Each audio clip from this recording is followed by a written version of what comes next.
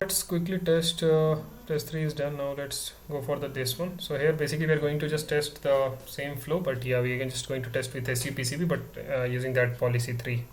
So what we can do now, or no need to change thing, and no need to do any change in the policy section.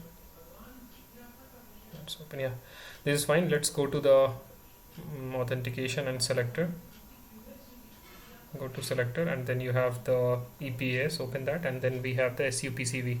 So copy this attribute value, and then go to application, SP connection, and then define in the Salesforce. Just you need to go to extend property and edit it and define it here. So the PCB will come. Okay, now save it.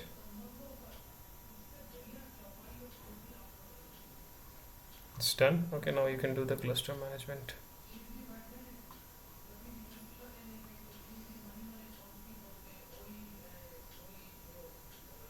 Okay, it looks it replicated already. Yeah, so sometimes it automatically replicate also, that is good. Okay, yeah, now let's quickly test. Go to the private window, open the SAML tracer, copy the URL. You can test. Let's test with ITP only, SP only, and we are testing now SUPCV. So we just give the ID and password of the SUPCV. Okay, like simple username PCB, something like test4.example.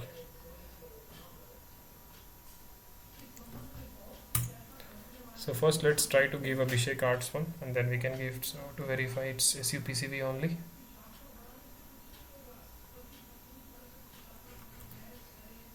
So I'll try to give Abhishek Arts. So we are going to get the username not recognized.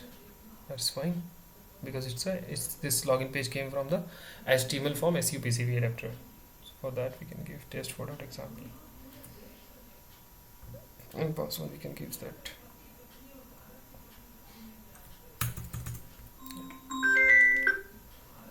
Okay, test4.example, and the password is also same.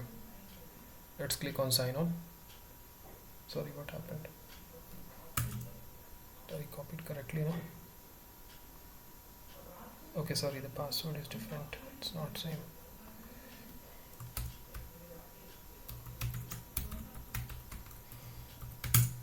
Now it will authenticate and give us a SAML error at the Salesforce because test 4.example not exist at the Salesforce end. So yeah, this is the value we are going to set from the PingFed side.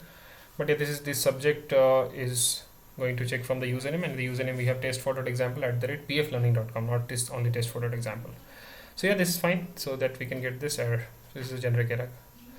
Okay, this is a basic test we did. Now we can just go for another. In the next session, we can go for the another test, that is with the composite adapter, and for that we can just look into our adapter section also once, how it is configured. Okay, so thank you, and let's connect to the next one.